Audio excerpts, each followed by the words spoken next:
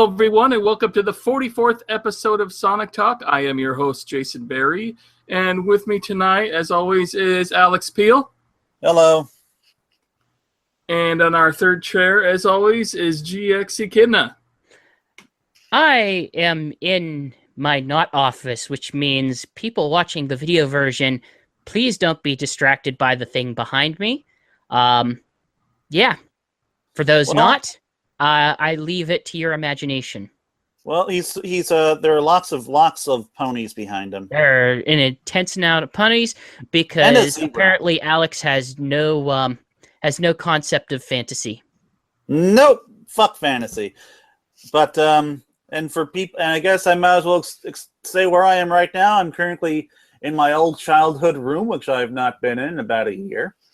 You see, what the people don't actually know is that Alex is actually a sentient Game & Watch, which is what his camera is showing right now. And I am in my extremely messy room. That's currently extremely messy. I have a Super Mario Bros. Game & Watch. So I'm surrounded by things from my childhood and things I just got from a trip down to Norfolk for my niece's graduation, which I will probably speak briefly about because there's some cool stuff down there that I can talk about. Alrighty. Oh, God, yeah, it's held on again. As we start, I love how we're talking about describing everything in video form, and I'm just going to be editing this in audio form when it's all done. Yeah, that's why I'm trying not to go too much into it, but there's a Game & Watch and a Archer from Small Soldiers action figure on my screen right now. Yeah. All right, and let's talk about what we've been seeing and playing. Has anybody seen any movies, or has it just been me? I've seen John Wick 2 and Guardians of the Galaxy Volume 2.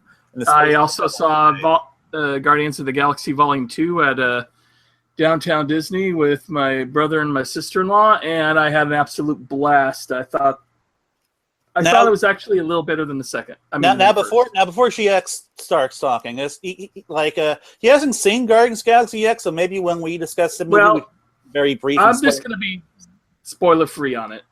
The whole thing. Well, how about let's let GX. Since we have cameras, Jason, give me a great big thumbs up whenever you're all done. Oh, but I kind of don't even want to waste time on Guardians of the Galaxy Volume 2. I mean, I loved it, but there are other things we can talk about, right? Yeah, I mean, we both love that. I mean, if you want to see your people talk about Guardians of the Galaxy, there's like a dozen different YouTube videos on right now where you can see.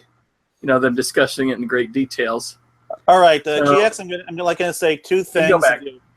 If you want to go ahead.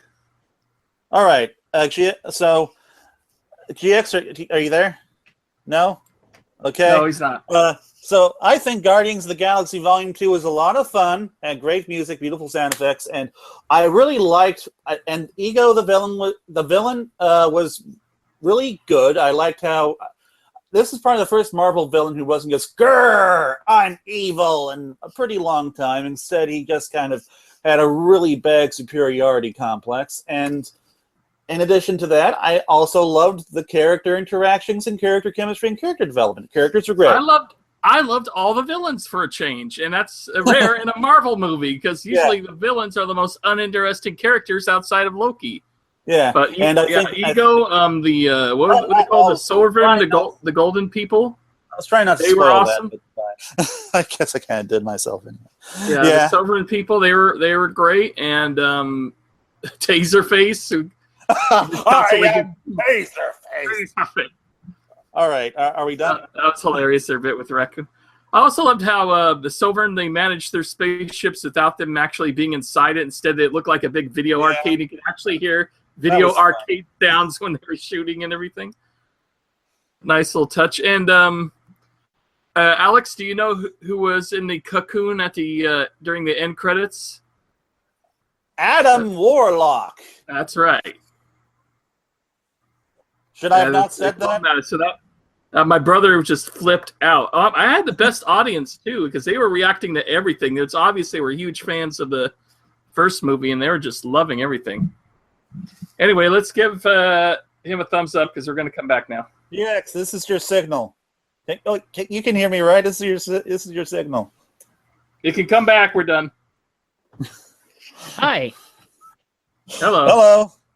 Okay. Now I guess we'll be talking more about the Switch because, like every podcast, we have to talk about the Switch for an hour.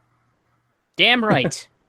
But you know what? I've been liking that console more and more each week. It's just getting better and better, I think.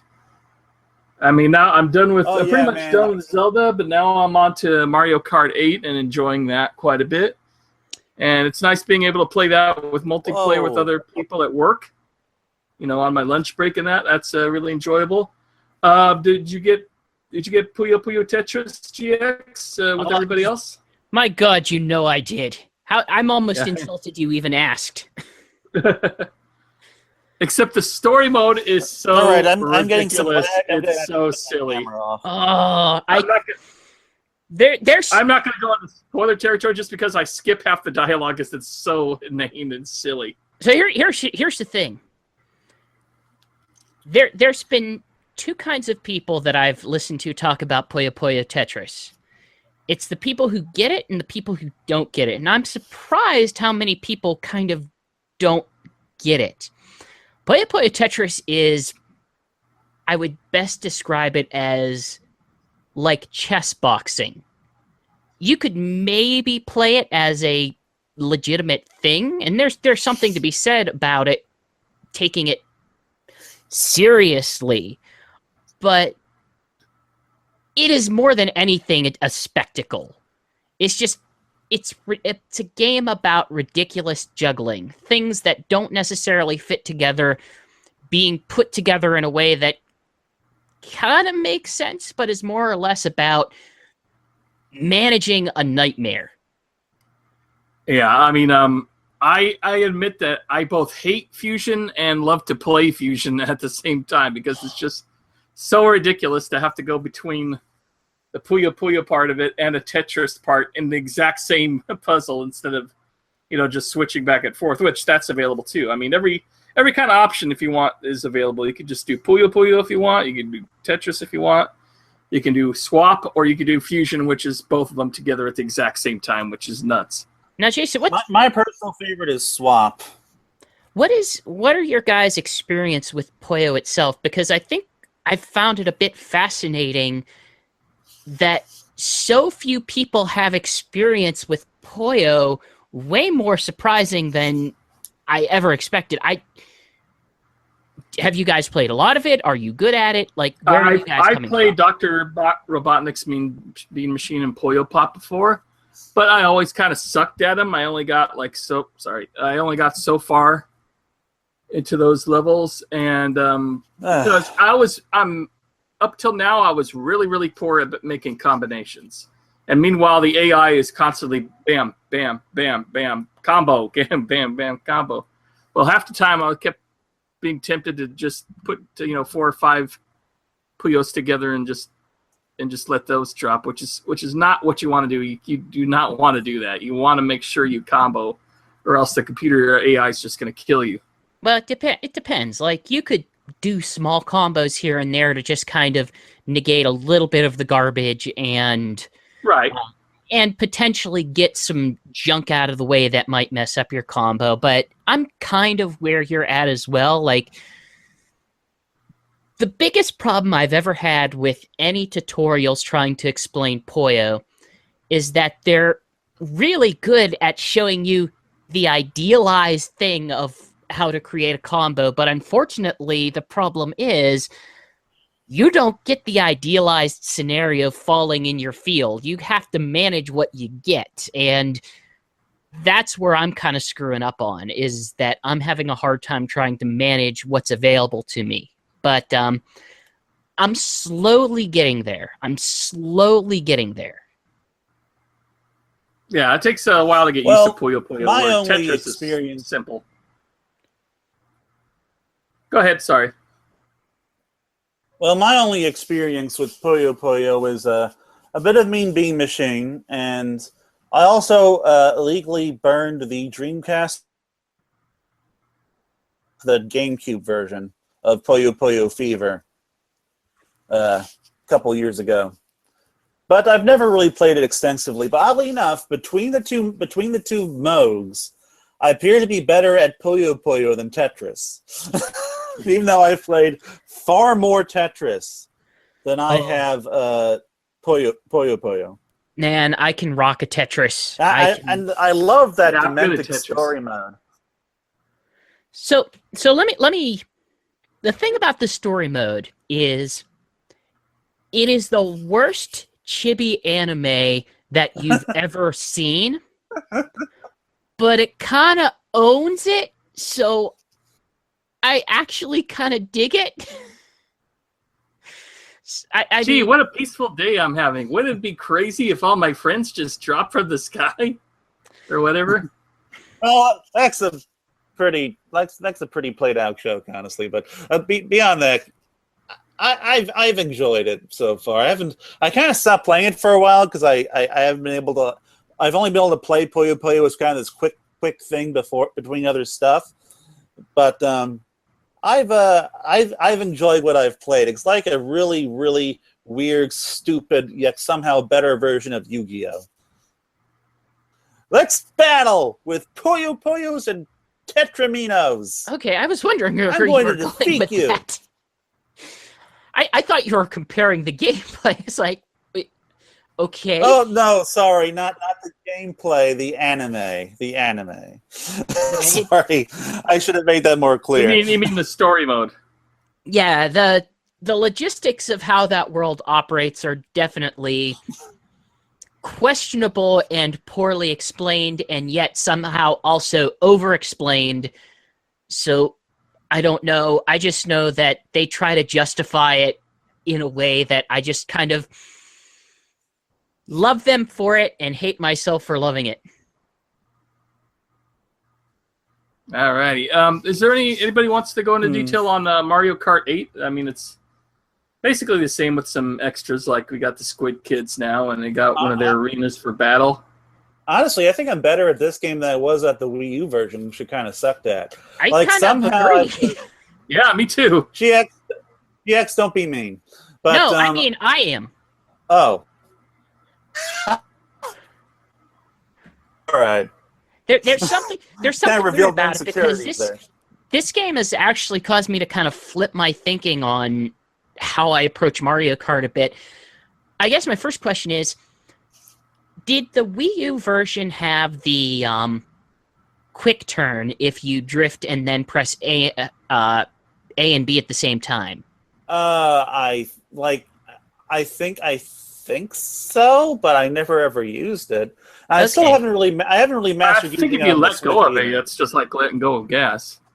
No, there's actually a method that they list out in their little I don't want to say tutorial, but kind of like instruction window of different moves you can do, and one of them was if you are drifting during a drift, you can hold, or you can press B while you're holding A, and you'll just kind of do a quick turn. Once you let go of the brake, you'll get a smaller boost than you would have from the drift, but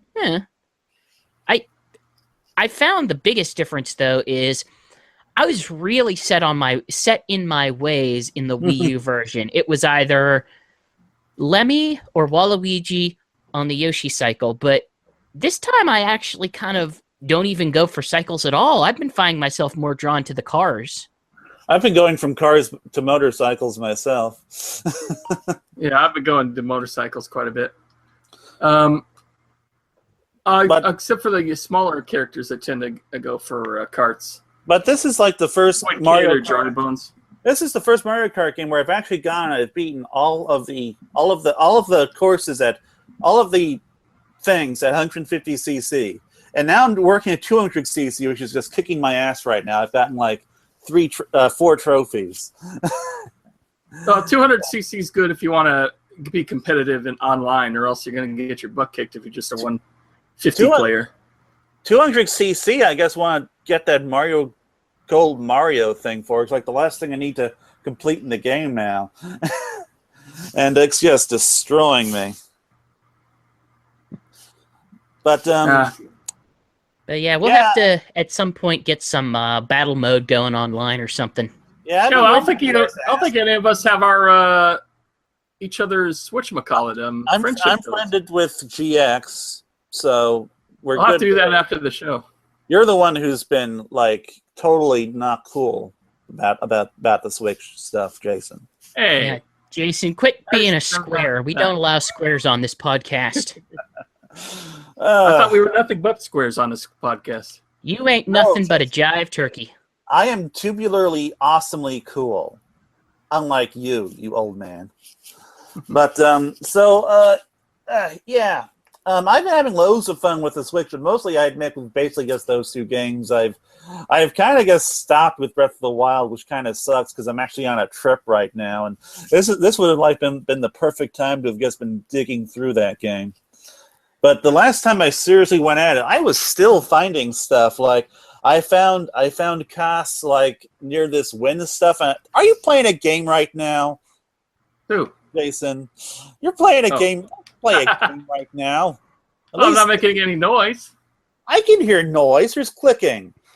But in any case, I had to like blow up these wind rocks, and oddly enough, I basically unlocked the shrine before I even found Cass in that particular situation, which is kind of funny.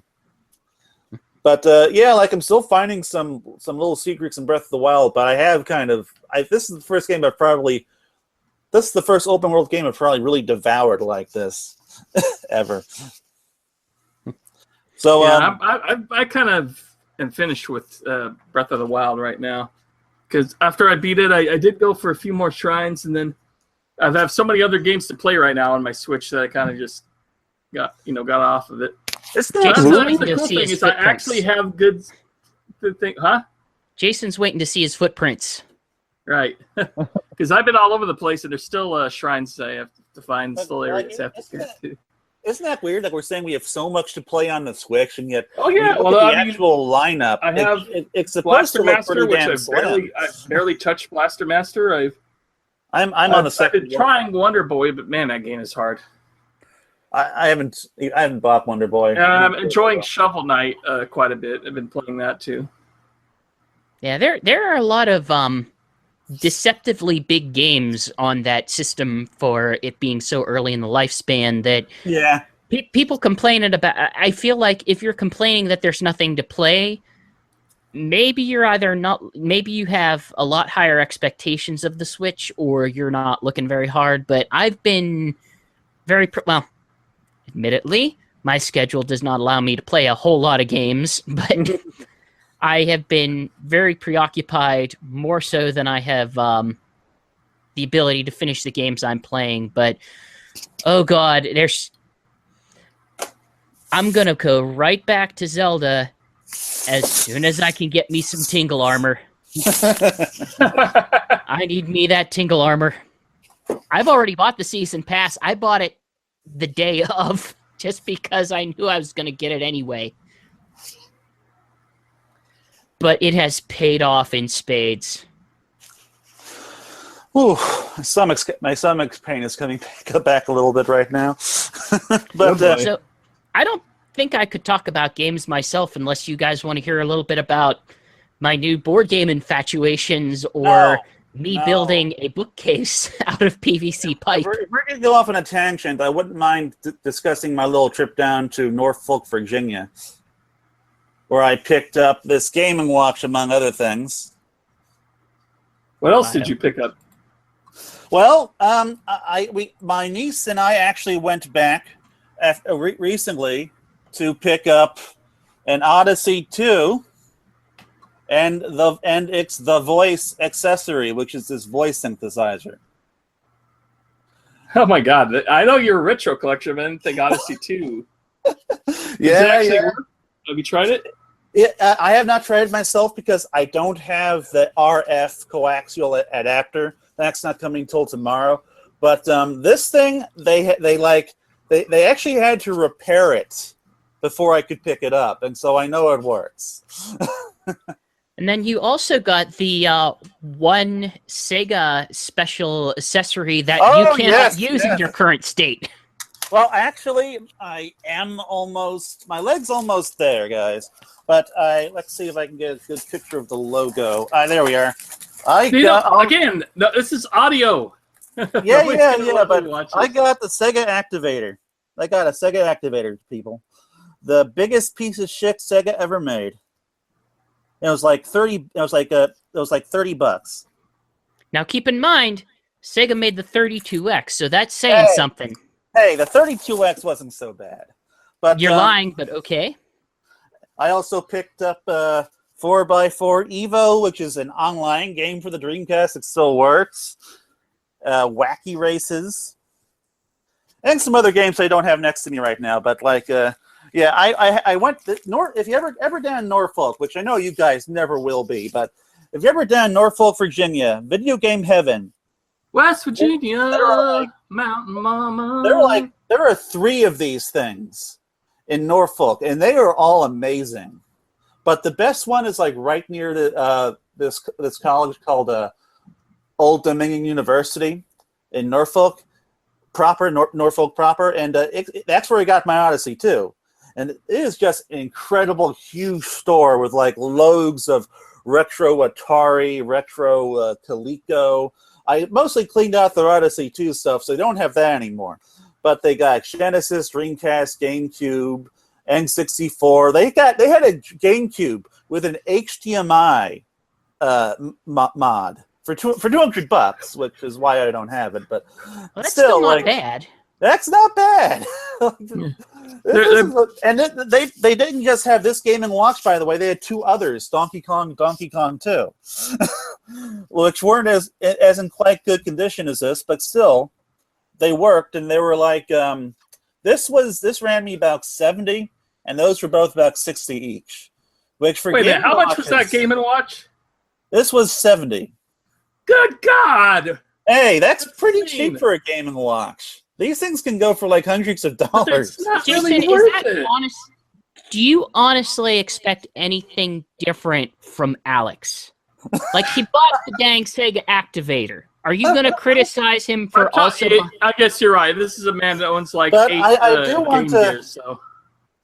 Well, that's because a bunch of them broke. But I want to show you something cool about the Game & Watch. It's actually, you know how Nintendo did that thing on the Switch? With the Switch where it combines all these things from previous game consoles. Well, with the Game & Watch, it has the Switch's 4-button D-pad thing and the built-in kickstand.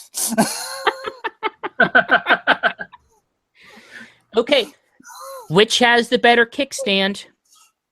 Honestly, probably the Game & Watch. It's made out of metal. And it's a little more stable too. Like it's not obvious on the bed, but when it's on a hard surface, it's actually more stable than the Switch stand of the thing. Well, why does it need a stand? I mean, how do you play it with a stand on? You still have to grab the thing. Well, you see, Jason, this is not just a game system. It's also a clock and an alarm. You see, it's called the Game & Watch. And so, like, you need to be able to like put it on a stand and like see the time and stuff. And when the time is being displayed, you're not playing a game. It has this little neat animation of Mario jumping around. It's pretty cool, I think. It's definitely one of the cooler watches I have now. Like I could actually wake up to this. Well, your store sounds pretty good. It sounds better than Games for Less in Anaheim, which had. It is. Games for Less had a. Go ahead. It is probably better than anything I've ever seen in your area or mine. Like it's one of the best retro game things I've ever been to. Yeah, I wanted to criticize Games for Less now that they're out of business, and rightfully so, because last few times we went there, the stuff was Games for Less is in Los they had a ton. I mean, they had so much inventory that they needed to just get out of there, but instead. They just left it all there. It was highly overpriced. They had the like GameCube, original Xbox, and Atari stuff in an entirely separate room that you didn't know was there until you asked, "Hey, do you have any old Xbox games?" And like, "Oh, okay, here's this back room." Then they open the door and you go in there, and there's a second store in the back. It's hidden, and then they don't say anything to you, but the guy's like just waiting at the door. Looked like he was being real impatient. No, he followed us around. He wasn't waiting at the door. He was walking with us. And it's like... Made me feel like I was imposing or something. I know. Goddamn store. It's obvious he was waiting for us to hurry up and get out of that section of the store. And it's just... It felt so unwelcoming. It's no wonder they finally went out of business. But anyway, Video Game Heaven. One thing I got to add is that their prices are very, very fair for the most part. I mean, okay, they did have Panzer Dragoon Saga in the box for $450, or actually no, I think it may have been $600. Damn, I've seen that for half the price. Okay, I might be wrong. I know that I think it was like $450 or something, and like I guess that maybe they had Ray Earth that.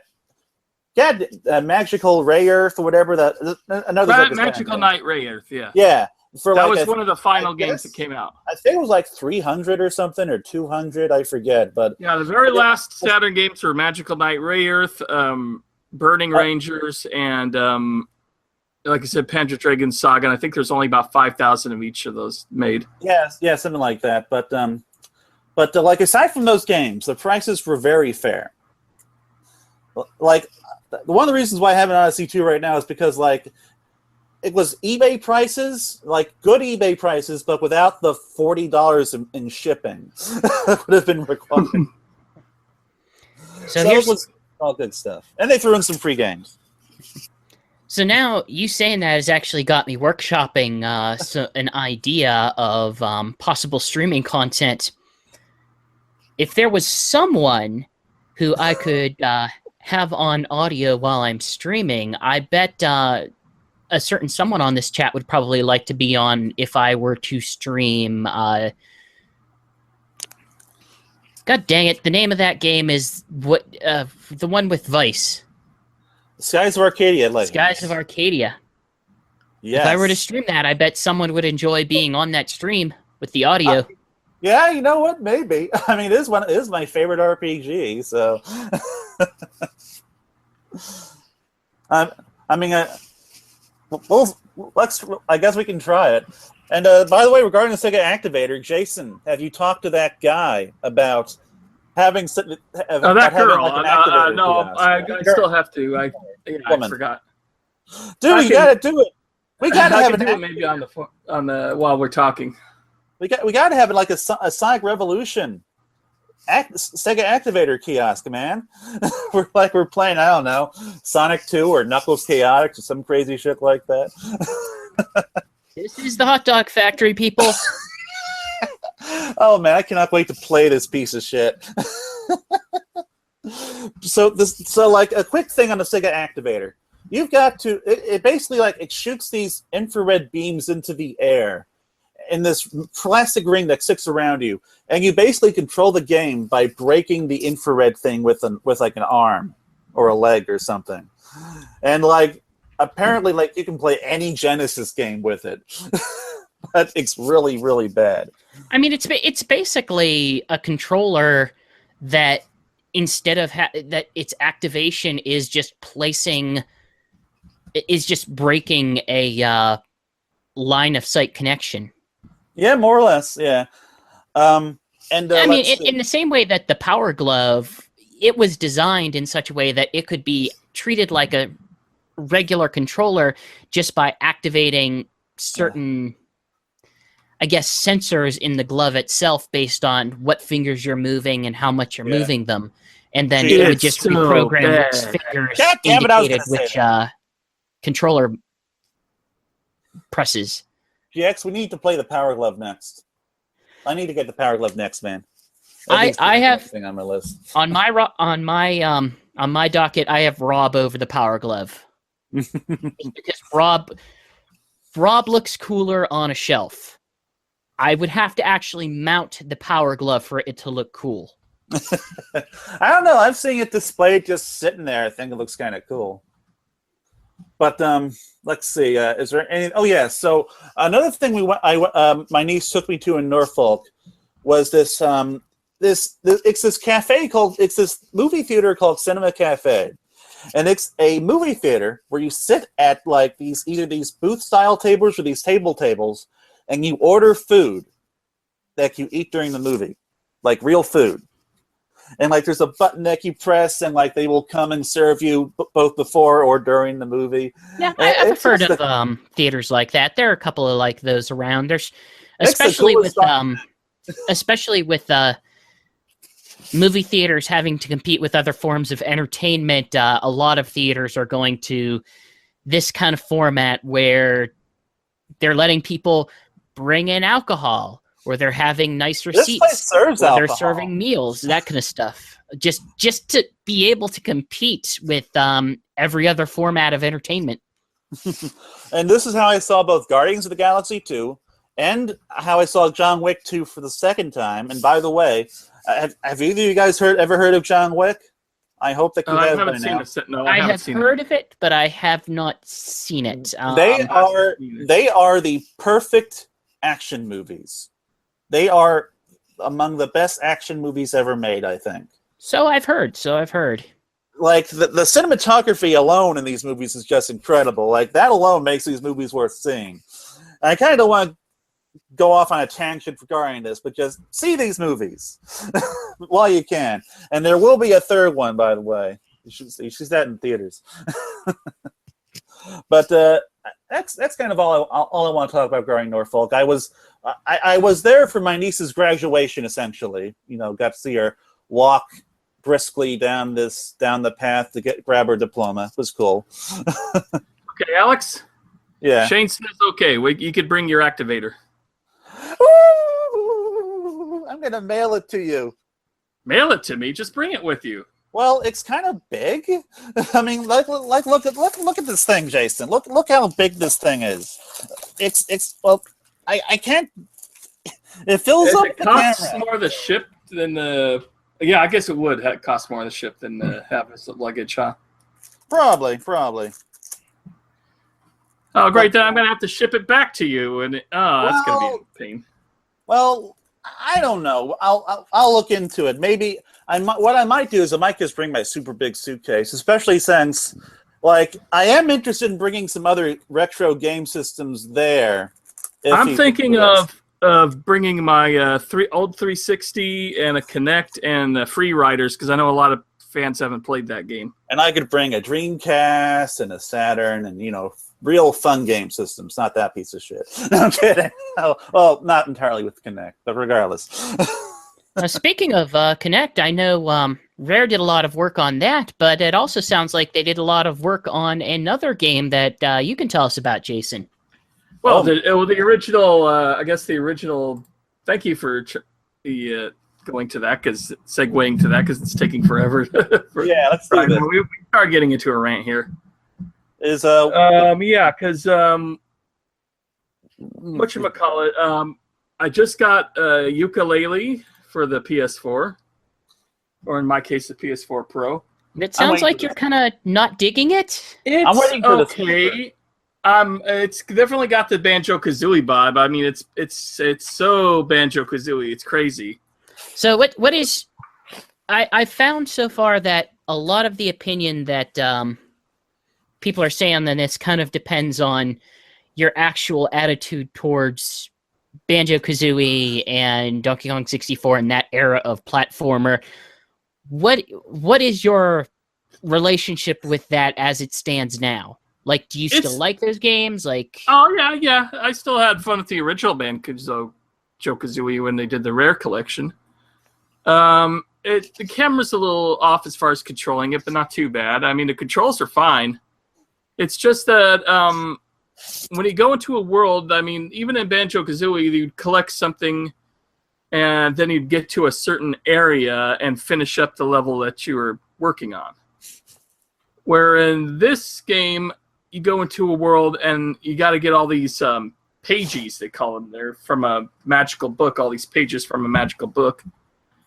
And to collect those, you have to basically just do different chores for different people. It's basically, instead of being a 3D platformer where you're just going from one end to another or collecting a certain amount to get an item, you're basically doing fetch quests, kind of like an MMO.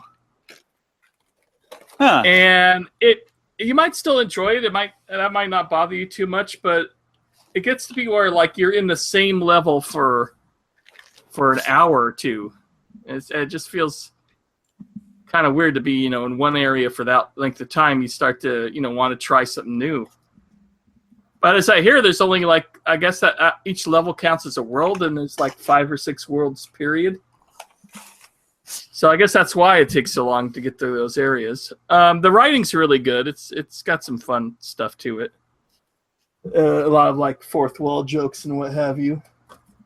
I will say I don't like the design of the main villain. He looks exactly like Gru with a mask on. I don't know why they decided on that particular version, but Yooka-Laylee and as far as them go, they look great. The graphics are really good on the PS4. It looks really nice, good shading. So far, I'd give it about maybe a 6 or 7. I got to get more into it, but I'm not as into it as I thought I'd be. It's not like a Jim Sterling 2 out of 10. I don't think it's like that bad. But it's not great. It's just all right. But if you really miss that era of platforming, you might still enjoy it. So obviously we can only speak in hypotheticals right now, but it's still, I think, expected to come to the Switch. Do you think this would make for a better Switch game than just a? You know what? Yeah, I think it would. Because at least that's one where you could put it in sleep mode for a while and come back to it later. And I don't know if it would make a good port. Well, I guess it could make a good portable game because you could do a page quest at a time. For if you got a 15, 20-minute session. Yeah, it might make a pretty good Switch game. I don't know about you guys, but I think I'm the only one who backed the game on the podcast. Do you have the game? I don't, because I got it. I essentially got the Switch version. Basically, I switched over to Switch, and so I'm still waiting for it. I really wish they'd announced a date already, but I'm in kind of a weird position because on one hand, I've never really cared for the Mario 64 Banjo-Kazooie style collectathon type platformers, but I played. But then when I was playing the PC demo thing, the game really clicked with me on that. Yeah, I mean, if you like collecting, this is a even bigger collectathon than the Banjo-Kazooie games. And I'm just wondering, how it compares to the PC demo, because I love the PC demo. I was actually pretty surprised by it. Yeah, there's the feathers to collect. There's pages. There's ghost riders. There's ghost riders? Like the guy with the flaming skull? No, the ghost writers. Like people who write on pages, but they're ghosts. They're kind of weird looking, very weird looking in some cases. And something else I can't remember right now that you have to collect as well. I do like some of the characters though. Like they have one character, snake that you have to buy your moves from the snake. That's okay. That's one thing that bothered me is that you don't get a lot of your moves off right away. And I can understand that they wanted to get you used to them. Well, that's that style of game as well. Yeah, that's fair. But the problem is you have certain quests that you can't do because you don't have a certain move, so you have to collect a bunch of feathers and then talk to the trouser snake. That's what he's called. He's called Trousers because he's a snake that has one end of his body through one leg of a trouser and the other part of his body. Because it's rare, of course it's called cute. The trouser snake. Right. They made a freaking game called Grabbed by the Ghoulies. Right. I think it's a funny character.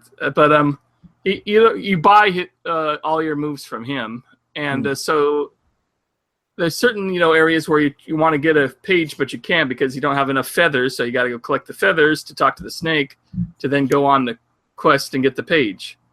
So that could become a bit of a bother. So kind of the vibe I'm getting is, as someone who still enjoys Donkey Kong 64, I'll probably be right at home here. Oh, I'm sure you'll love it. That sounds right. I don't know where I'm going to be. Yeah, those things are just kind of, I wouldn't say nitpicks, but they're just They don't bother me too much. But the one thing I didn't really care for is the mini games. Like, there's a little dinosaur that's from the 64-bit era, so he's kind of blocky. and you play his arcade games, and his arcade games are like just really simple, like games from the 8-bit era, except with modern graphics. And they're just not fun to play at all. You're just mainly doing them to get a page. And there's one where you have to do a trivia contest every once in a while of the game you're playing, which I think find on. But otherwise, right now, I'd say 6 or 7 on Yooka-Laylee.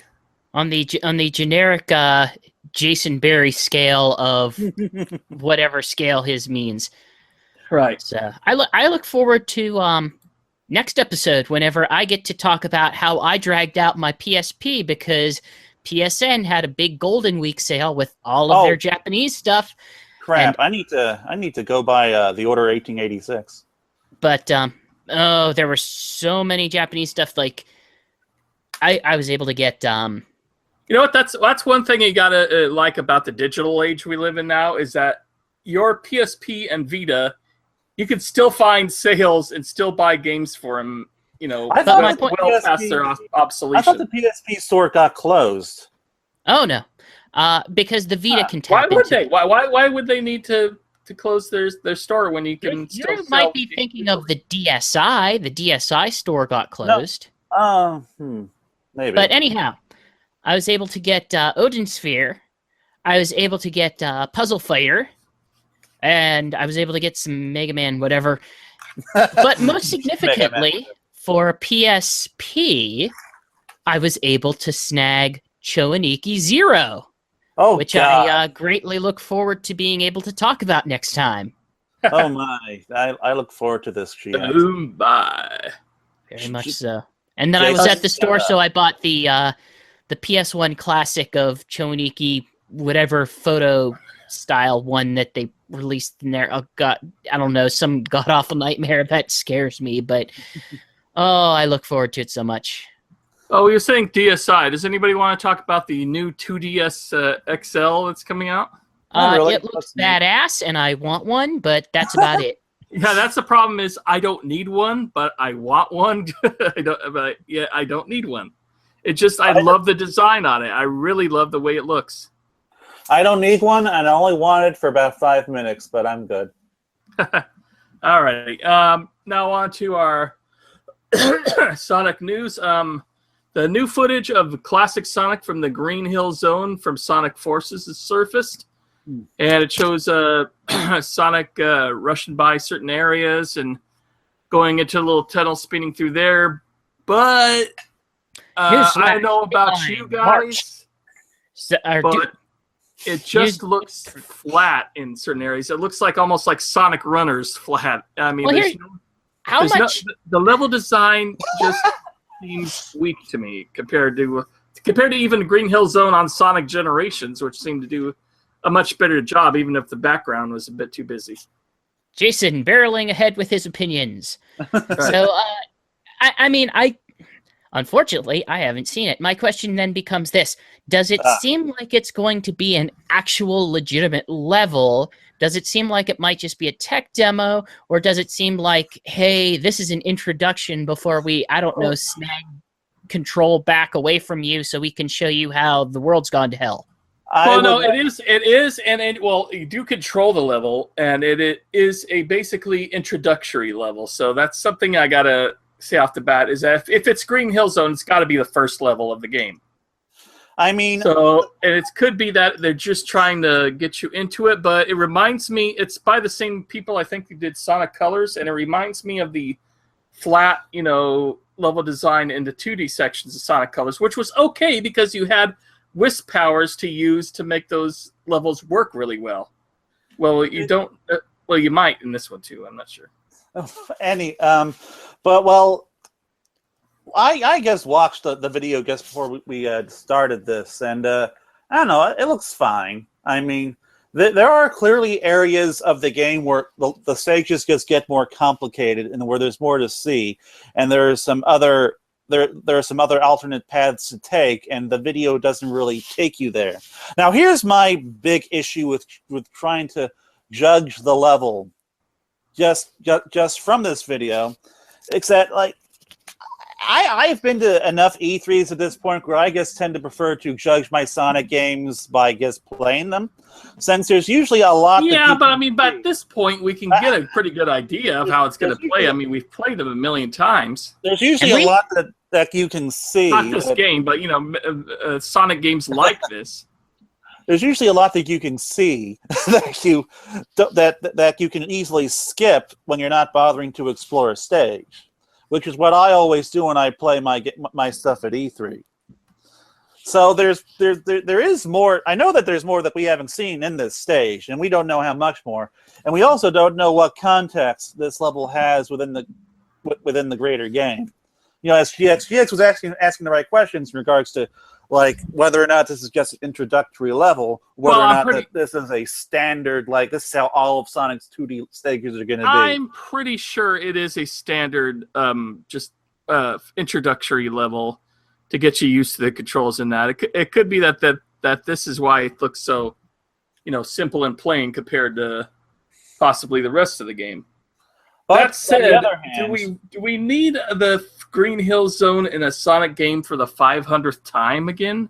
So just to pull us nostalgia. So again? here's the funny thing. I've seen at least 2 articles related to that. One of which is on our home site, Sonic Stadium, and I think the thesis of that one was we don't see it as much, but the weird part is that we see a lot of this motif, whether or not we see Green Hill in itself, and it depends on where it's. For me, it depends on where it's going to stand in terms of the context. Like, if this is just a stage in which it's going to introduce you to the game, then sure.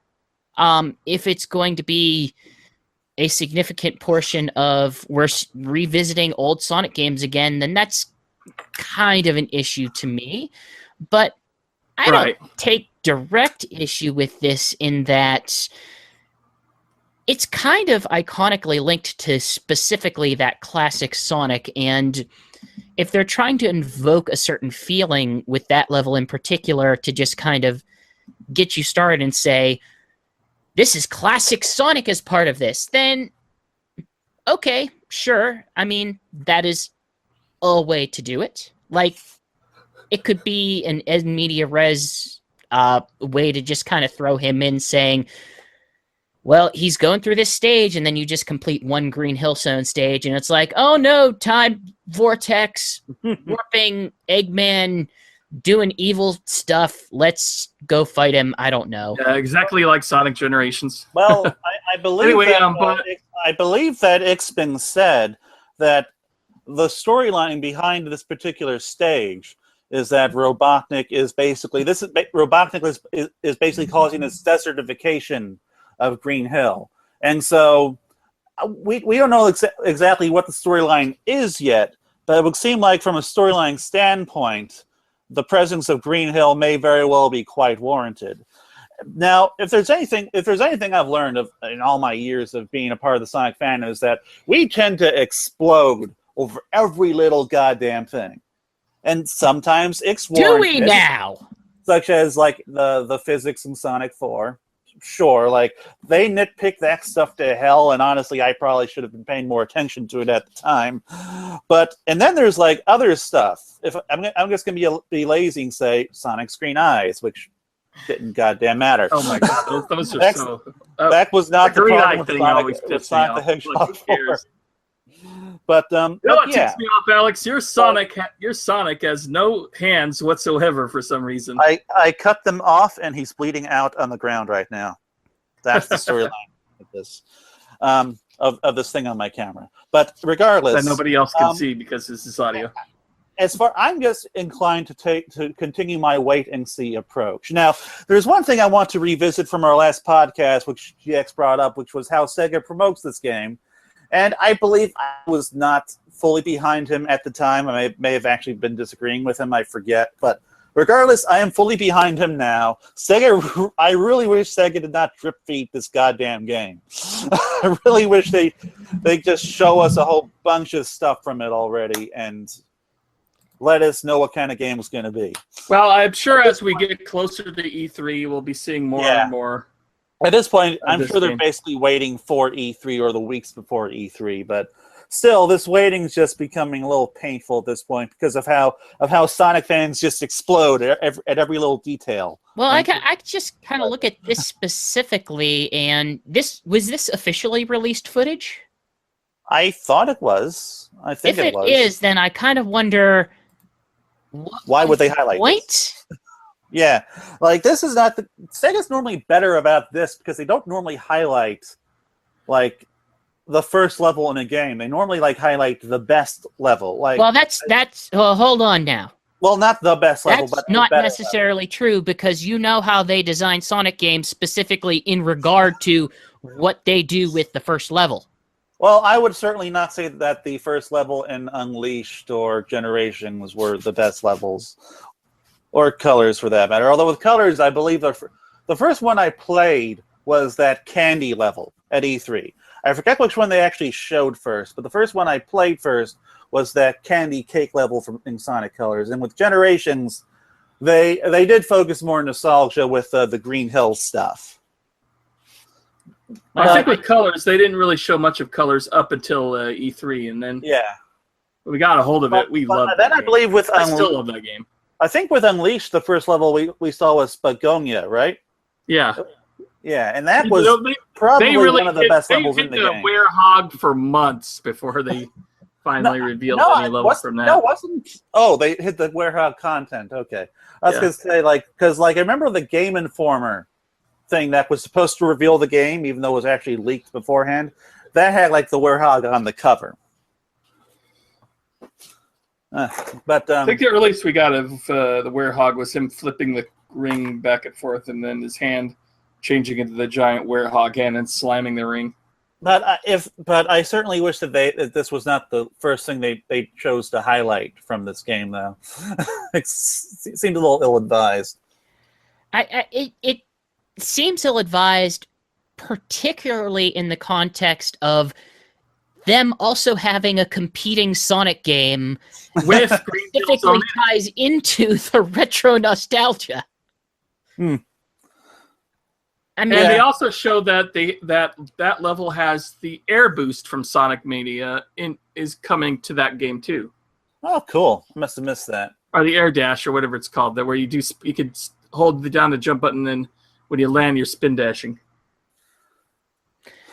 I won't hold them to having Green Hill. I will hold them absolutely to showing it that early as part of whatever their marketing plan is. I'm with you on that. I am very much more interested in seeing what the game looks like more on the whole, and what can I expect from the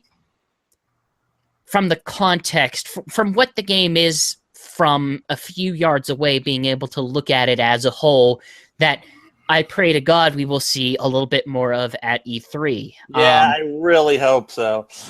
I think that I think Sega has set themselves up in a very weird place, that they may have expected a better response to some of the stuff that they've shown. Yeah. Based on their experiences with Generation or Colors or whatever. But I think trying to stick to that formula has kind of bit them in the ass, because it's still the same formula.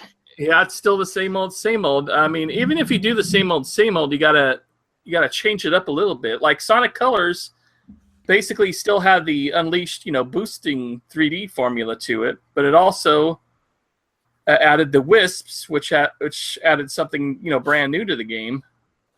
Here, when you look at the first level from Sonic Forces, and that 30 seconds they show of that, and the little bit they show from the classic Sonic and the Sonic Forces, it's pretty much the same old Sonic 3D Sonic we've gotten for the past almost 10 years? Not quite 10 years. Not 10 years.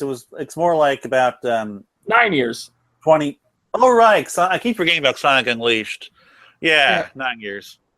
So I'm kind of curious, since this is probably going to be our only podcast before E3.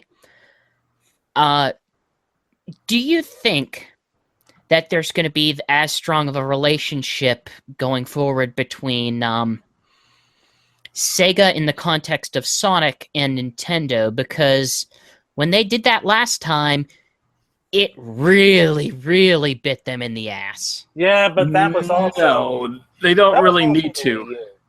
That was also the Wii U, though. I think, like...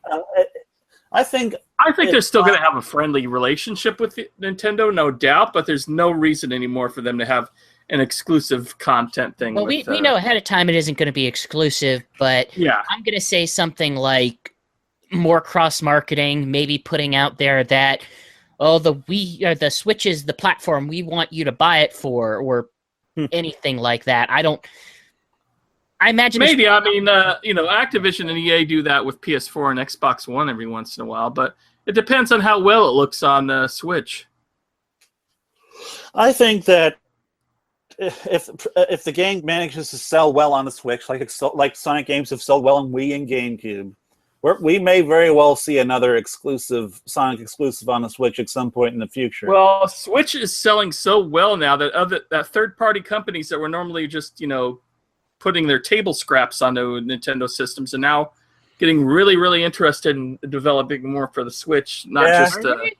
Sega's actually in a nice position. Yeah, I've been reading like EA is very interested in putting out more stuff than just like FIFA and ports from other consoles. They want to do some stuff that they want to do, I guess, some more AAA type stuff on it. Okay, with it being so early in the lifespan and especially Western third parties, they're also putting out as close to launch. It just it makes me worried. And I don't get that good of a sense of whether they are legitimately interested or just paying lip service. Because they're looking at how fast the console's selling right now and how successful it's been in such a short amount of time. I mean, it's outpacing even the Wii as Nintendo's fastest selling system. I guess my best yardstick for this is... the biggest reason why I'm worrying is because I was driving to work today and the thought passed into my head that we still don't know what's going on with Skyrim. That's taken a while. Well, they said that wasn't coming out until September or something? Yeah. Did they announce a date? I thought it was never actually announced. Well, they said it would be delayed until late summer, early fall, from what I hear. Okay, I must have missed a news bit there, because I was almost under the impression that they were still in this weird situation of, well, we're not officially announcing it, but we're going to let Nintendo use it. That was at the presentation for the Switch. It was announced. Okay, that announcement was weird. I was under false pretense then. Well, the whole Switch presentation was weird, GX. By the way, I think Minecraft came out for Switch today. Anybody picking that up? You know what? I might. I've never actually bought Minecraft before, but I've been considering it for the Switch. I might as well.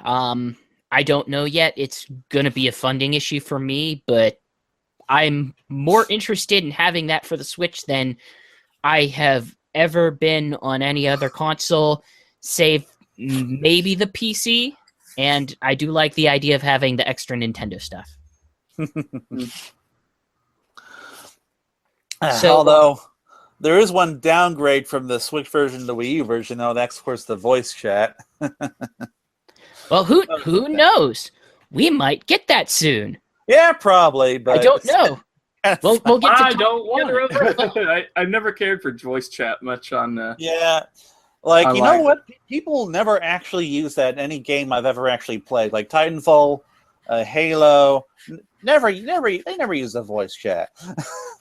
But I know the big thing is the hardcore gamer thing.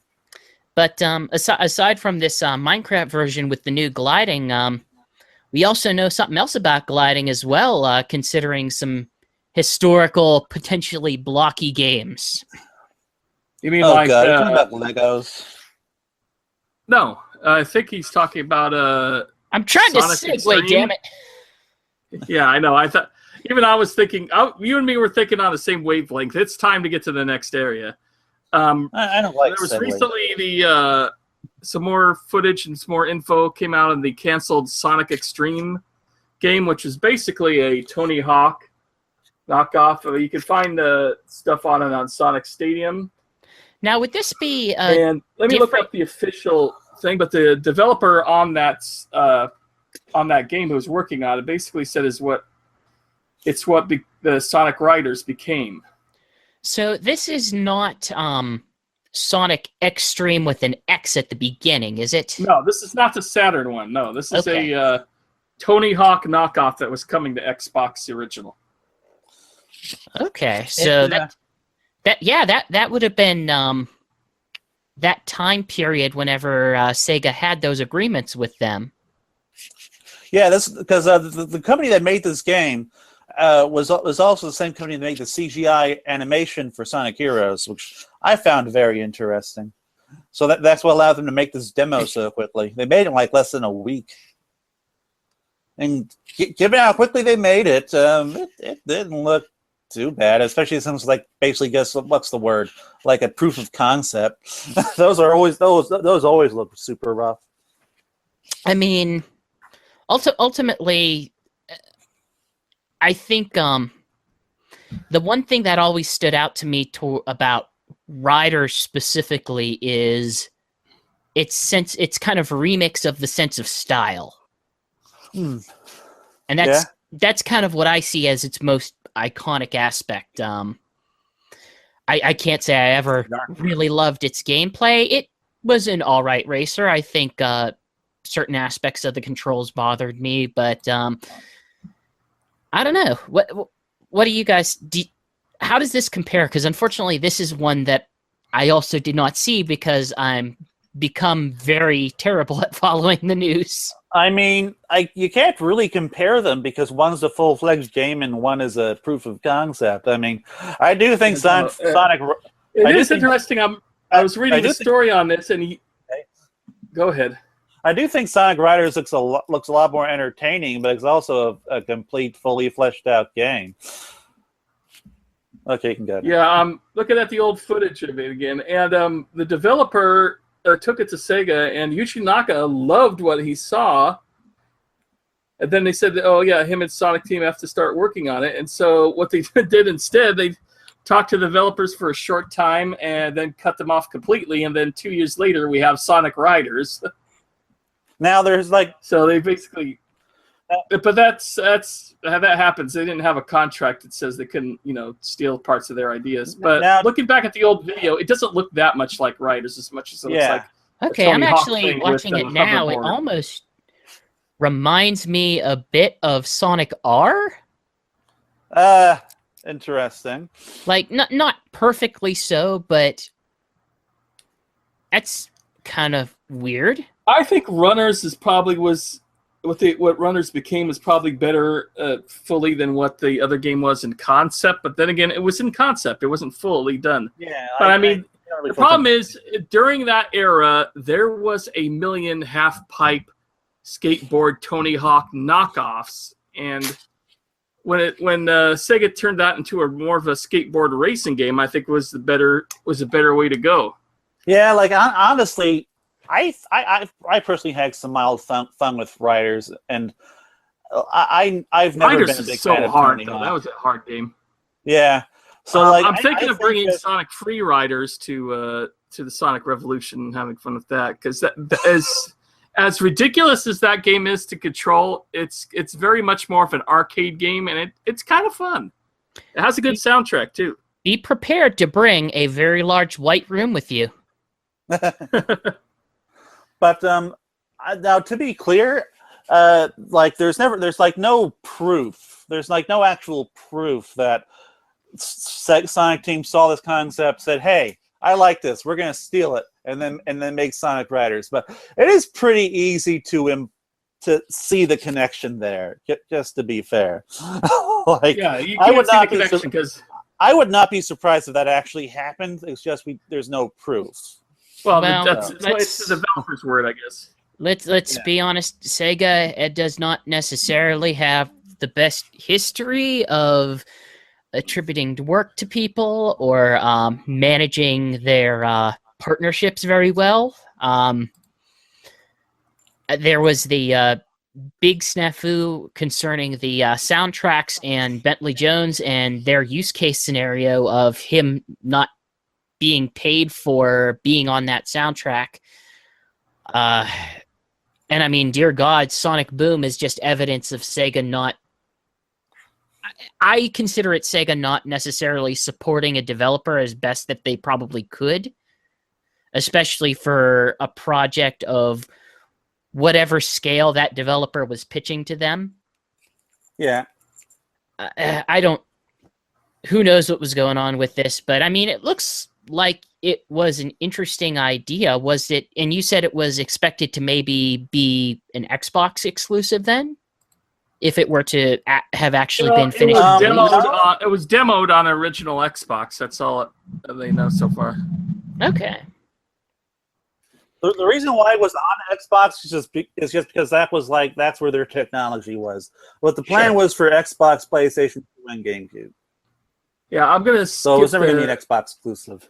I'm gonna skip the next one. Basically, looks like there's gonna be a Sonic Runners Adventure coming to the Android marketplace sometime in the future, but there's no set date. Oh, yeah. You know what? I'm kind of happy about that. I thought Runners was definitely their Sonic team. It's by a different developer, but it looks interesting at least. Oh, it's by Gameloft, isn't it?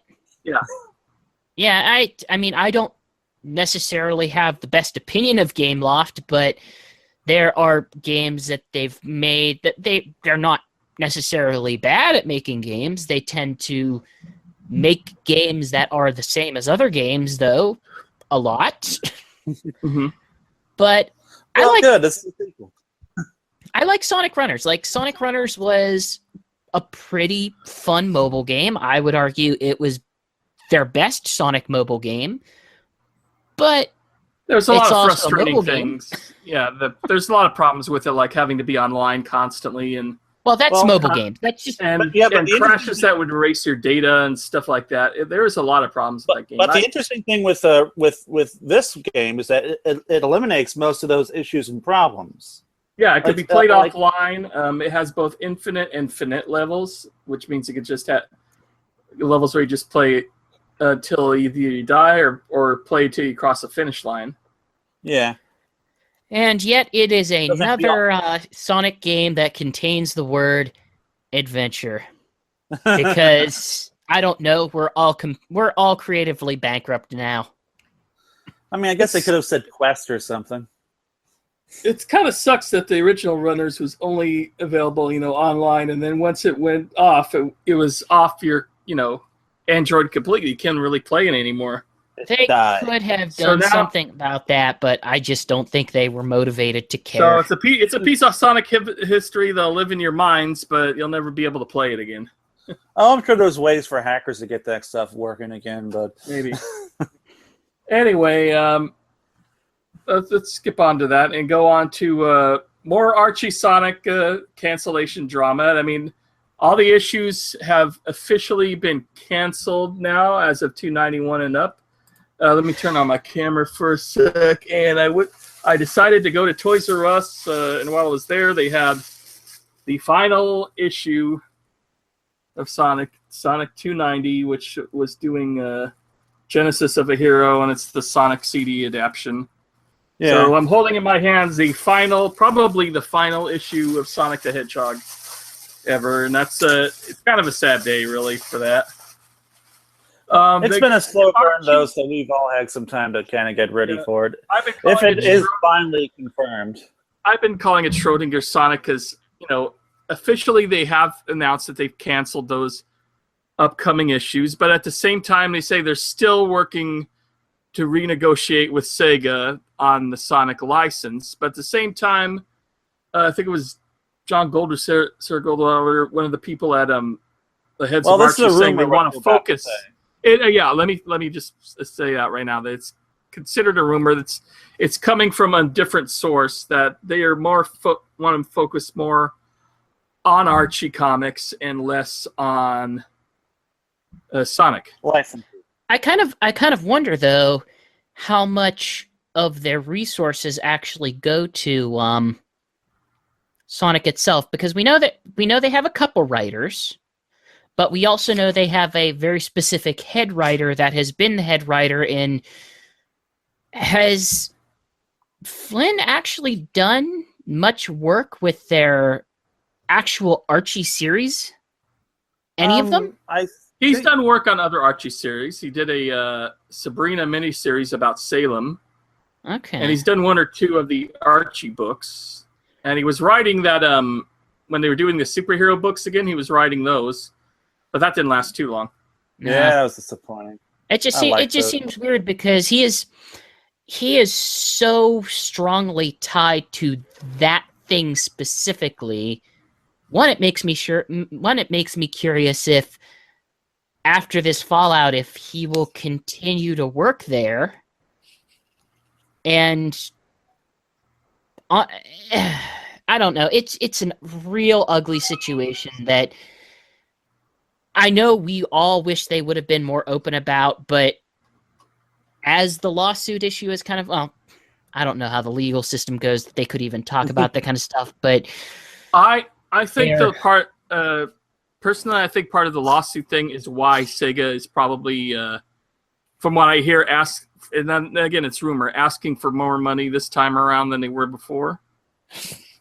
And that could be part of the thing. Or it could be what I think is Archie wants to negotiate not to continue the Sonic comics, but to, oh my God, Batman Returns on the Lynx. Didn't mean to interrupt you, sorry. Anyway, what I was saying is, I think they're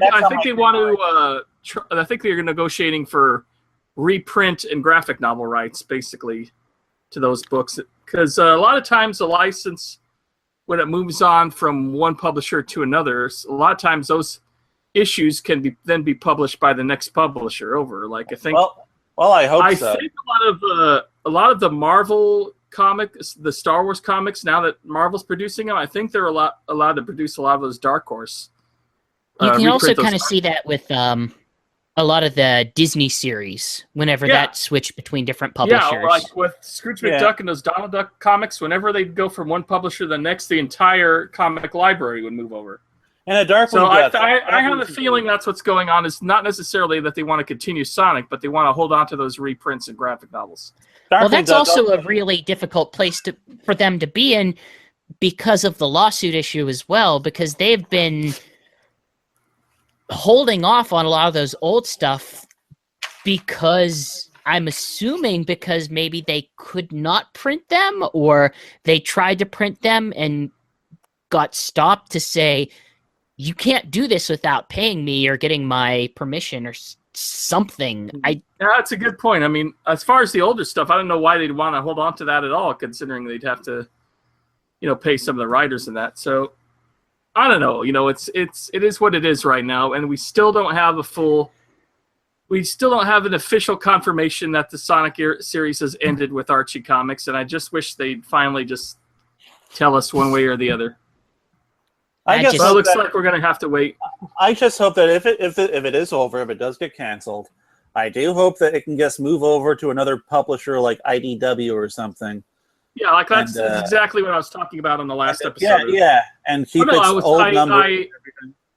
I had an article that you can read on Sonic Stadium where I prefer like IDW or even Boom Studios for Sonic. I think either one of those would work well. I mean, especially if what Victor Gorlick says is true, then yeah, I'm ready for Sonic to move on too. Yeah, I mean Sonic was the only thing keeping that company going for a couple of years. Boom Studios. Boom Studios owns a lot of the Cartoon Network show rights up to the different shows on there, and they could easily maybe bring Sonic and Sonic Boom back on one publishing. I'm going to say this. If I had a preference myself, I really like what Boom does compared to IDW, but I come at this having experienced very specific parts of both of those companies.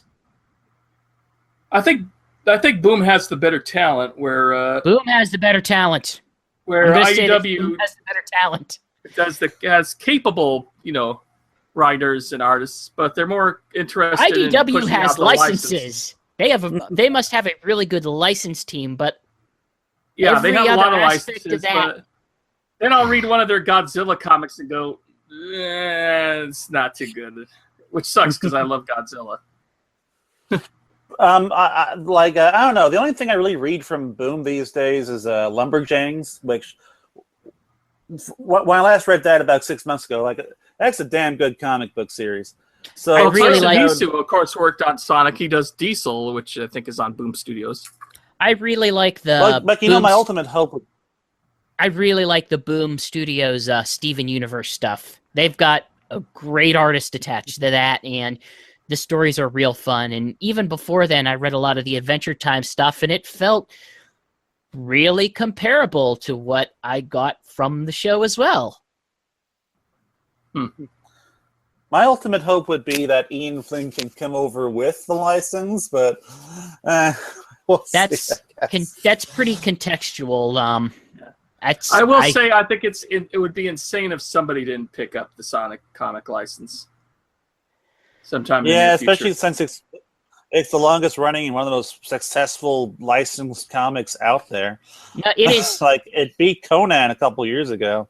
It is It is absolutely 100% the longest running video game based comic series ever released. I mean that is its one major claim to fame, that it has gone on for that many hundred of issues for we were approaching like 25 years of just the comic itself, right? It was 10 years short of 300 issues. I mean, 10 issues so short of 300 issues. Yeah. That's one reason why I do hope that they maybe re-up one more time, because they stopped in the middle of the gosh darn arc. You know? I don't know. I feel like the fact that Riverdale is as successful as it is kind of a real shot in the foot for Sonic fans, or just people who liked other aspects of Archie beyond Archie, the main series. Yeah. I kind of start to wonder then if they do decide to just ditch Sonic completely, like, what's the shelf life going to be from there? Like, can they keep that momentum going to stay profitable as a company? I mean, like that's something they're kind of not really looking at, because Sonic the Hedgehog got them through some pretty tough times. Like after Sabrina the Teenage Witch died, like what did they have going for a while? For a long time, that was their highest-selling comic for. I mean, Riverdale may be successful now, but what happens when Riverdale eventually dies? That's the major thing. Well, there's Riverdale, and there's Mark Waid's Archie, which is also really successful. They have their old stuff, but the big important thing is there's no way that they will get people to be as consistently reliable as Sonic fans, because as we have established, or at least I've established, Sonic fans are crazy. But they're reliably crazy. True. They're the kind of crazy that you can at least bank on. And they were kind of honestly, I haven't read a lot of the latest stuff, and a big part of that has been because it's been weird that they've been doing shorter stories and maybe not building as big of a continuity, but I feel like if they were able to continue to do that, then maybe the sales would have been... The Unleashed adaptation lasted like 3 years, and that was all about world building. I mean, they did it in short like sagas, but it was all one big major.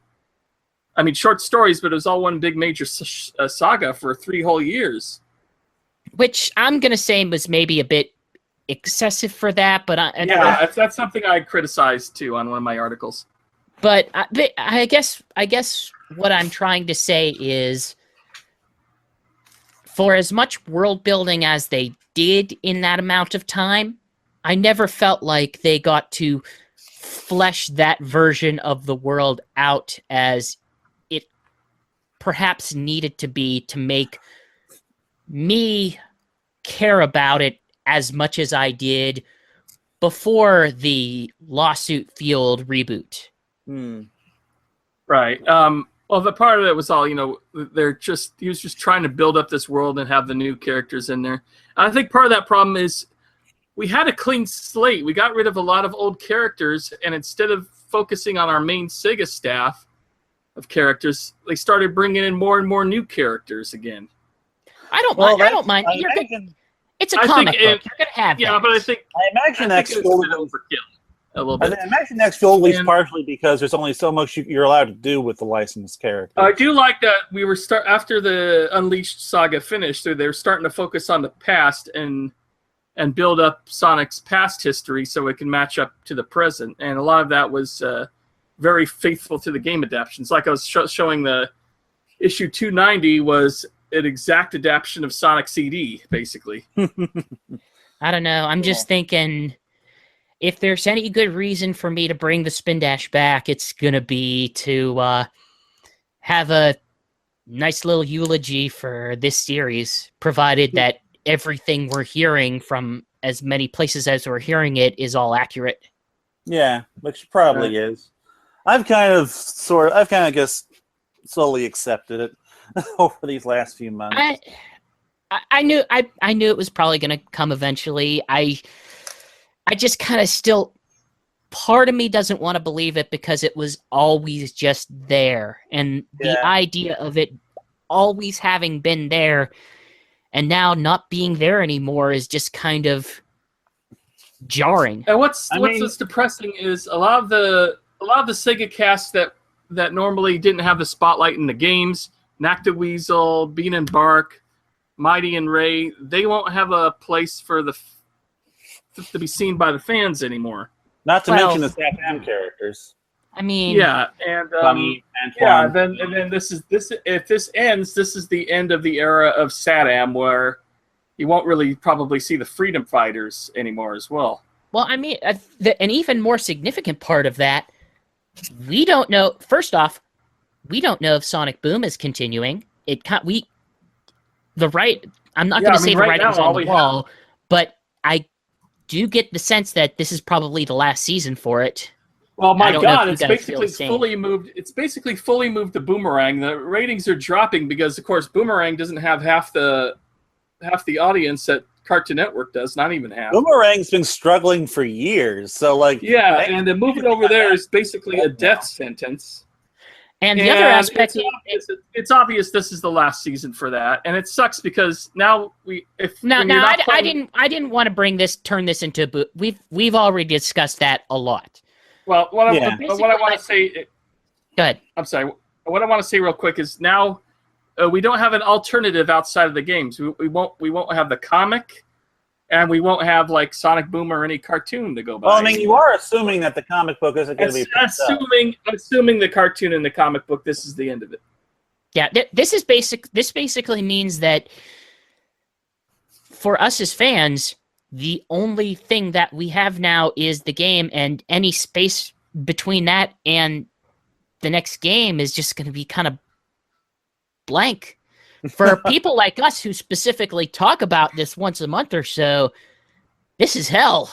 And the problem is with that kind of stuff, that kills a fan base a lot, because then you have less exposure to that character in those worlds. You don't discuss it as much on forum boards, and a lot of it kind of dies down after a while.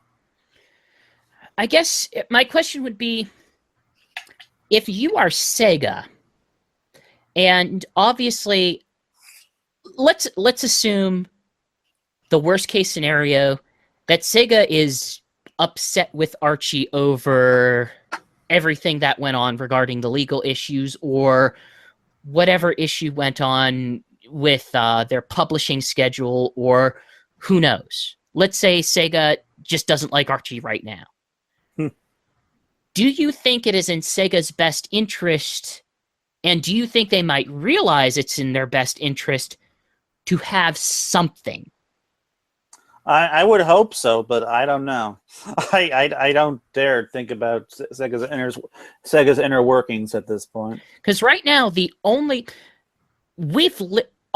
all of us have lived our entire lives as Sonic fans, with Sonic being a big cross-media franchise that has encompassed comics and I got 5-6 cartoons, at least 2 full comic series across 2 different continents. Sonic had his own SpaghettiOs. He freaking had his own. I have that. I have my old SpaghettiOs thing. But I got into the Sonic franchise through the comic books. So like it's certainly going to be really weird for me because Sonic's always been a comic book character to me. It's almost like Spider-Man dying for me, like Spider-Man just becoming a movie franchise or something.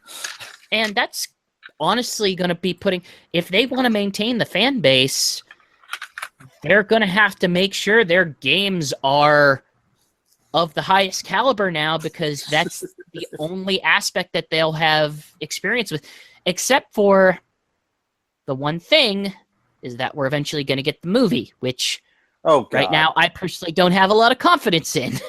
The Smurfs director, GX. I know. I'm trying to be open-minded. I'm trying not to be judgmental about it. No, let's be judgmental. It has the Smurfs director. It's going to be crap. Well, Alex, I'm not in a good place to be If it was Smurfs The Lost Village, I'd be okay because I actually know Mike Kunkel a little bit. Mike Kunkel was the storyboard artist and co-writer on Lost Village. I'm referring to the Smurfs one. Yeah, that's going to be bad.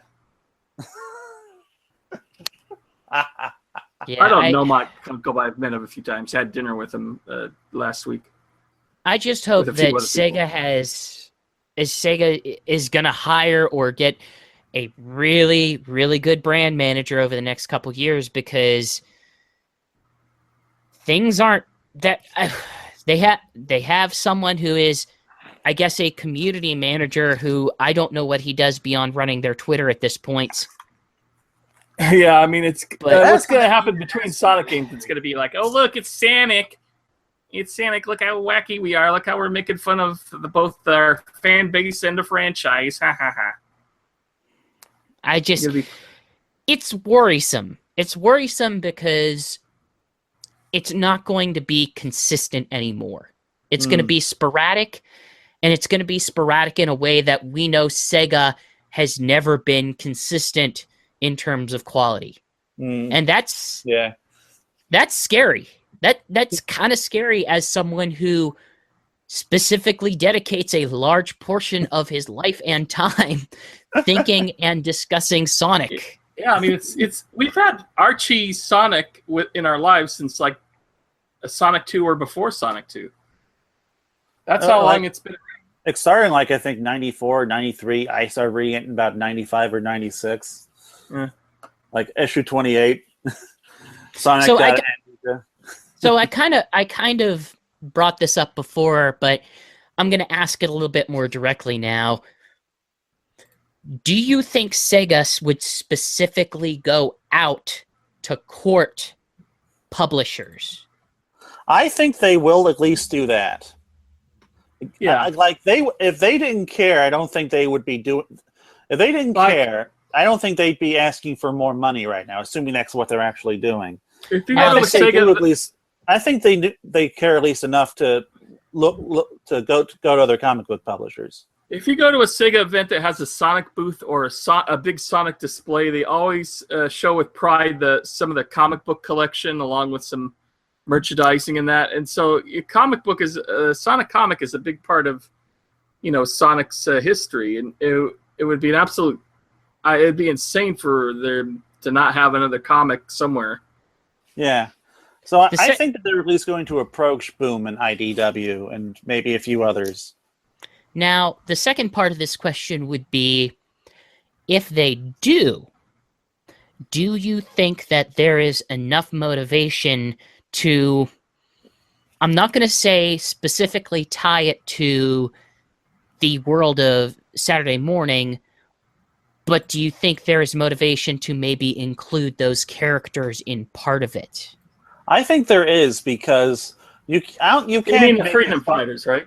I mean very specifically Sally, Bunny, Antoine, and Rotor. You can't make a Sonic comic with just Sega characters, simply because with Sega characters, you have restrictions with what you can do that you don't have with Sally and Rotor and Bunny and Antoine, etc. And I think Ian Flynn might disagree with you there, but well, that's what I've heard from all these people, including I thought Ian Flynn. But what has Ian Flynn said about this? I don't want to put words in his mouth. I just know that the way that he has specifically guided that world to be more in alignment with the games. Well, I've just heard from multiple people that like there's only so much you can do with the characters that are licensed directly from Sega. But there's also the option of creating new characters.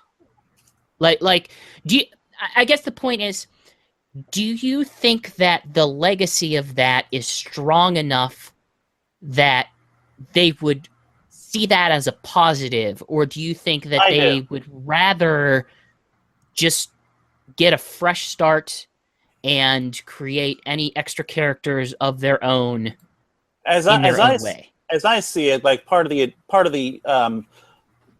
value of the Sonic comic brand would be basically being able to bring over the current continuity and characters that readers are currently attached to.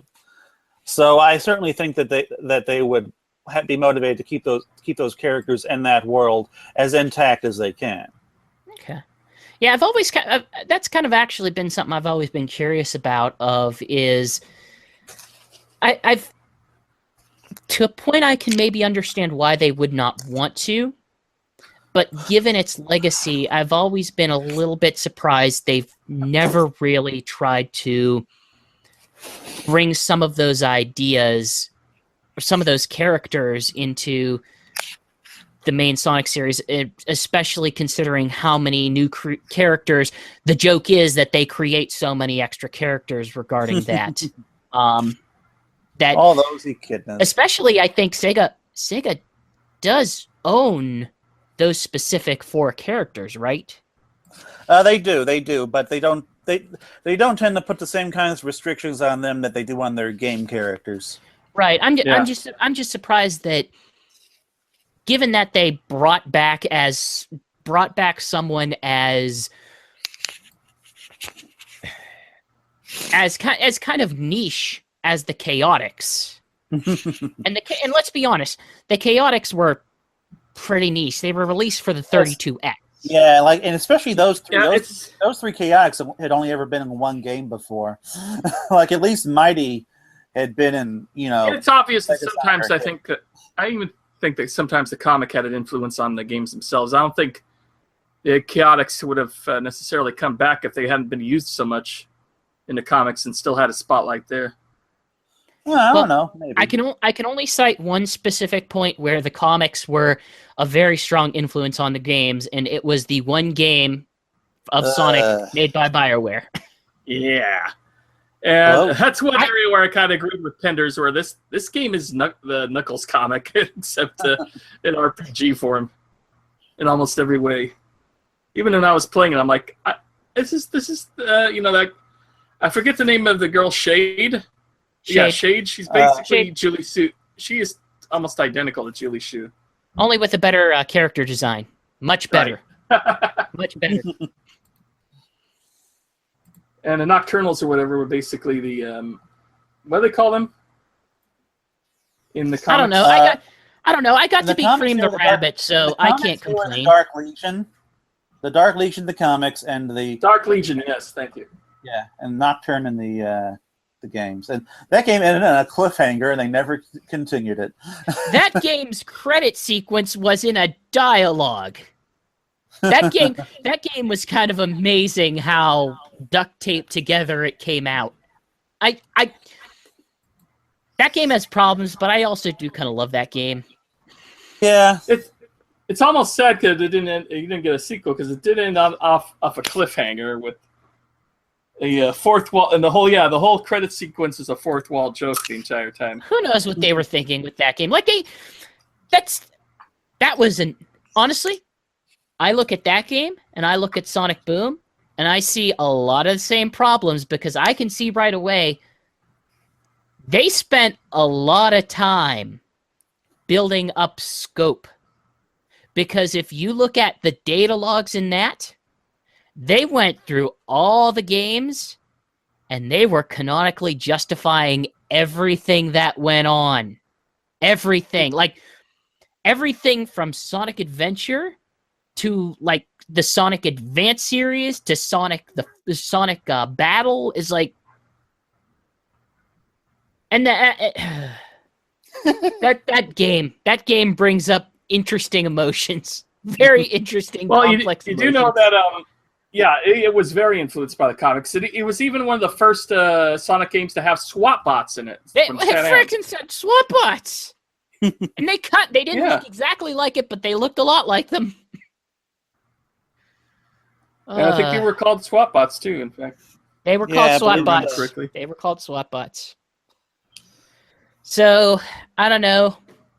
Pour one out for Archie Sonic. Let's hope that a company who maybe cares a little bit more will get it and continue whatever's going on with it. I don't have a lot of immediate faith, but it sounds like there's always options. Yeah, cross your fingers. Yeah. If Darkwing Duck can be brought back, hopefully this can. Yeah. Although I don't know if Darkwing Duck actually lasted very long though. I don't know. I do know that there's going to be a DuckTales comic series based on the new cartoon. Oh, neat. Which I mean, I'm excited for that cartoon more than anything, and that is probably the most positive emotion I can go out on right now after all this happening is that I get to remember this summer I get new DuckTales. And it looks really good. Yes, it does. It looks so good. I've watched that teaser so many times. I've got to go and watch that Steven Universe I recorded. So are we about done here? I think so. I don't think I can end on a happier note than there will be new DuckTales. And there's a Steven Universe on right now, which is also very good. Indeed. I've actually seen maybe a couple episodes ahead of that, and I'm way behind on Steven was that stuff leaked again? Maybe, I don't know. Who knows? I hope this doesn't hurt the ratings for that show. Yeah, I gotta go back to watching. I think I'm about a dozen episodes behind, and I didn't even watch the new Star Wars Rebels this year. I gotta go back and watch that. Jason, I'm gonna pop you. Go watch it. Jesus. It's been very good. Hey, I could bop both of you for my recommendations. Oh, right. Saki K. I need to get around to that very quickly. Yeah, you've been getting around to that for the past 6 months. And I want to start watching My Hero Academia. I saw a trailer for that, and that actually looks pretty cool. When I was laid up, I didn't really feel like watching anime. I couldn't even get through much One Piece. I guess I wanted to play my Switch. I'm sorry. And now, speaking of One Piece, for some reason they didn't cancel One Piece off of Hulu. They just canceled the newest season. They're not showing the newest season, but they picked up all the same movie specials that are now on Funimation onto Hulu. Ooh. More importantly, the first 2 episodes of the dubbed post Time Jump are currently up on Funimation. Dubbed. I'm so excited. It is one of the best directly after Time Jump things that I have enjoyed because it's dumb. It's weird. And meanwhile, the One Piece Gold Blu-ray is also out. And if you've ever been curious about One Piece, I would encourage you to watch this as just sort of a thing to see whether or not the series is right for you. Because I managed to convert my older brother, finally to One Piece with the movie. So, Reef and Saber and I, my big friends, actually saw it in theaters, and you know what? I agree. One Piece Gold is a good not jumping on, but a good movie to watch if you're not familiar with One Piece or not a fan, just to see if you have interest in continuing that series, because you You get a nice introduction of all the characters at the very beginning. You get a nice epic, arc saga going on for 2 hours, where you don't have to know all the background and history of everything else. Blah blah blah. And you can just enjoy it. But it'll help, but you don't have to. It'll help you appreciate it's kind of a good one to see. Okay, here's a taste. Here's a little taste of One Piece. If you like if you like the flavor, you can start. And beyond that, that series. It is hands down the best One Piece movie that they've ever dubbed. Oh, yes, like there's no comparison. Yes. Oh yeah. But we've already discussed One Piece Gold on this show a couple months ago, so we probably shouldn't go too long on this. It's starting to get to be 10:30, so how about we time to wrap this up? Wrap it up before 7:30 here, and I want to go get my dinner. Canceled, and then I have to think about DuckTales again. DuckTales. Woohoo! Oh, the one doctor is going to be Scrooge. All right, he's a good Scrooge. Goodbye, everybody. Goodbye, and have a great day or so, whatever. Oh, and make sure to check out Sonic Revolution on June 11th in Whittier. Yes, I'm going to be there. In your darkest hour, just remember, there's DuckTales. Yes, and Steven Universe. And also, there is the Sega Activator, the best controller ever. Okay, we need to find a way to get an adapter to maybe get some DuckTales NES on a thing, and also somehow hook the Sega Activator up to it. You know what? I bet that's possible, because it uses an Atari, the Atari controller thing, and so I bet you could get a USB adapter and an emulator and get that to work. Or that, yeah, maybe. We'll have to see. I got a Retron 5 of that would work. Ooh, Jason, bring that to my hotel room. We will play some Sega Activator DuckTales or something. Yes. That sounds like that. Bring that to my hotel room, Jason. Yes, I know that was my intention. Let's have some fun in my hotel, Jason. All the fun. And good night. Night. Peace. Yeah, see ya. Sonic, you're stalling. Stalling? I'm not stalling. Why would I stall? I hate stalling. In fact, here's a list of the things I like better than stalling. Root beer, coloring books, bean burritos, first day of spring, second day of spring, third day of spring. Fine, I admit it. I still can't swim. I never took those lessons at the community pool. Sonic, you promised. They wanted to put me in the beginner's class with the little kids. I can't be swimming around with a bunch of 5-year-olds. They can be so cruel when they sense weakness. That's why on the first day, you have to beat up the biggest one in the yard. Knuckles, that's prison. Only if you let it be.